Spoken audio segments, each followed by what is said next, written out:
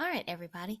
So here we are with the very beginning of Hamlet. So this is the way this is going to work. I'll go ahead and just type a few things up on the screen for you so you can kind of, follow along. You do not have to do anything with this, but this will be posted for you and then you'll be able to review it. And hopefully, if you're that type of learner like I am, this will be very helpful. Okay, so the very first thing we're going to talk about is just like the context. All right. So basically, this is just like the Lion King. Okay. Forgive me. I'm not going to, not that you all would care, but I'm not going to put everything in the correct italicized, underlined format or anything like that. But so this is basically based off of the Lion King, or I really should say that this. The Lion King is based off of Hamlet. So I'm sorry if you have now been like scarred, if that ruins it. That was no pun on the actual evil character's name. But if you haven't seen The Lion King, then if you watch it, you're going to definitely see some similarities. And I was hoping we might be back in school for us to do what I normally do with Hamlet and The Lion King, but time will tell, I guess. So, The Lion King, it's basically the exact same premise, okay?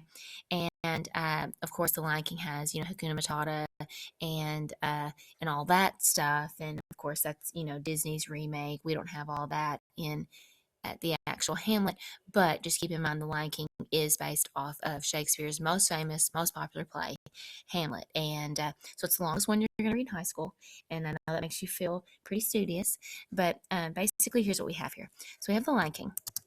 And we know that we have King Mufasa. Okay, so King Mufasa, of course, also has a brother. All right, and his brother is named Scar. All right, so Scar, of course, is very jealous.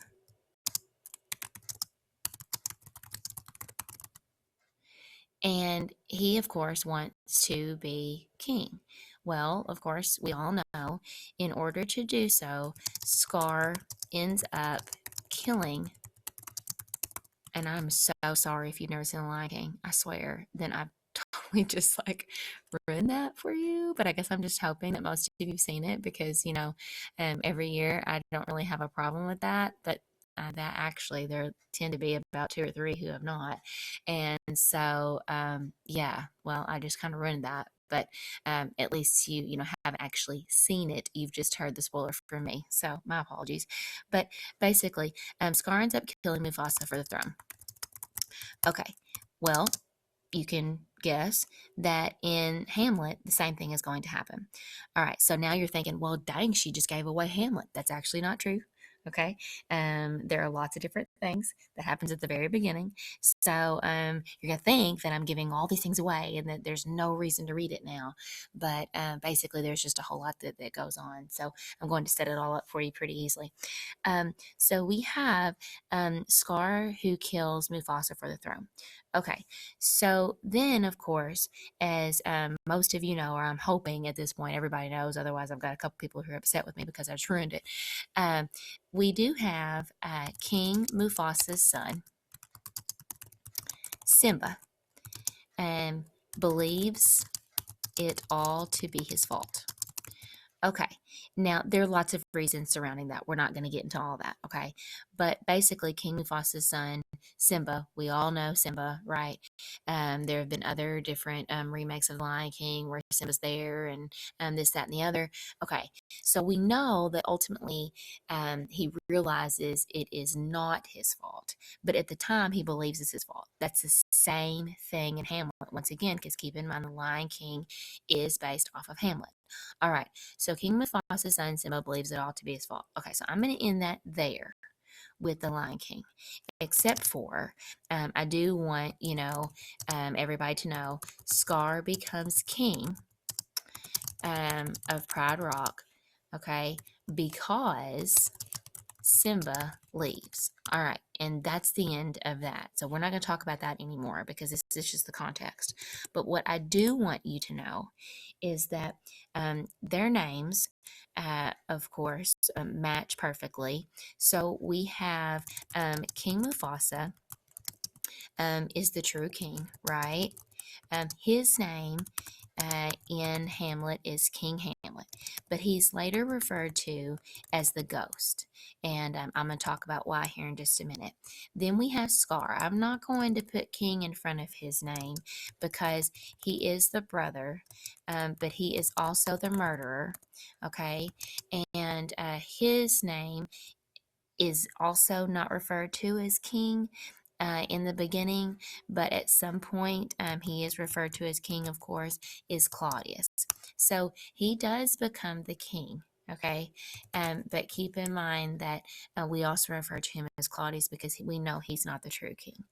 Then we have Simba, as you can guess, is going to be, of course, the son slash the nephew. And like I said, as you can guess, is going to be referred to as Prince Hamlet, or just Hamlet. All right. So now that you kind of have that set up, okay, and I do feel confident that most of you have seen that and that you know what I'm talking about. Um, even if you didn't, you would see that we have a brother who is jealous of another brother. So as a result, he kills that brother. And then the son believes that somehow it's his fault.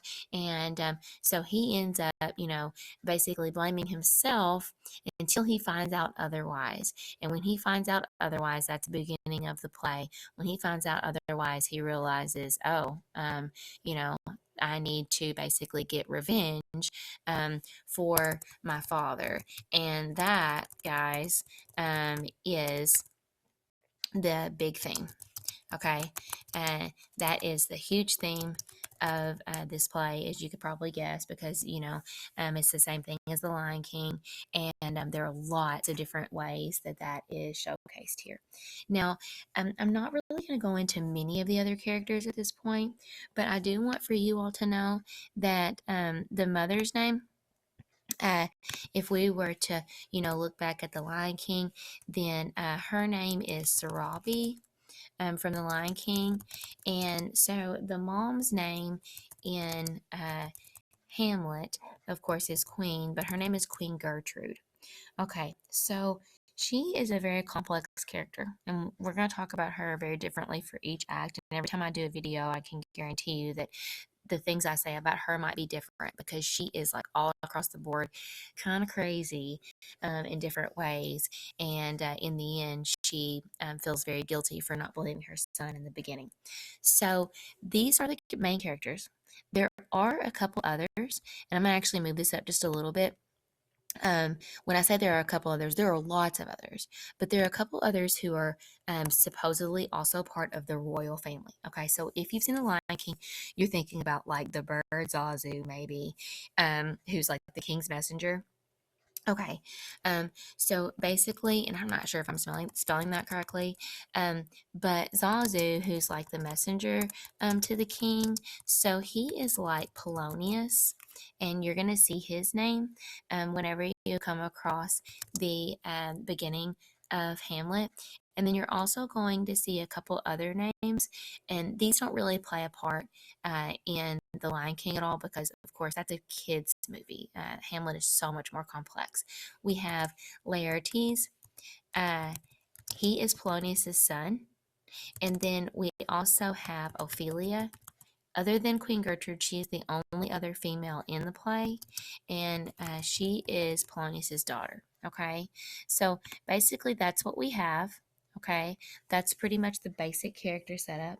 There are some others, and if you look at the very beginning of the text, or if you look at one of those YouTube course hero links that I have given you, then it's going to talk about Horatio, who is Hamlet's best friend. He's going to be important here in a minute and what I'm going to discuss. And then there are lots of guards that you're going to see their names, and they're important too for the beginning, but after that, we don't ever really see them again.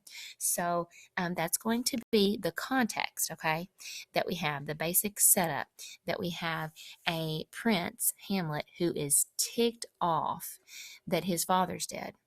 And we have a king, Claudius, who obviously gained the throne in ways that were unlawful, but people don't really know about that. I'm going to talk about that in just a minute. And then we have a dead king. So now you're thinking, wait, what? The king is dead? Okay, so yes, in Act 1, basically, um, we already know that King Hamlet is dead.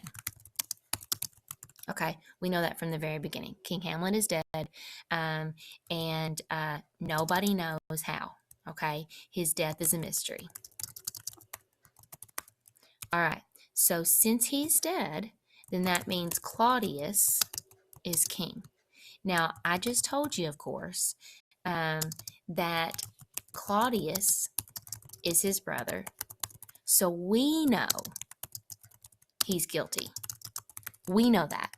Okay, that's dramatic irony where we know that he is guilty, but nobody in the play, nobody else associated with any of these people, they don't know. Claudius is the only one, or obviously King Hamlet knows, but he's dead.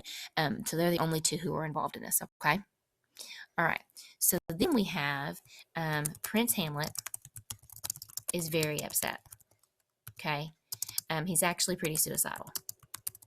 And he thinks that something is up, but he doesn't really know what is going on.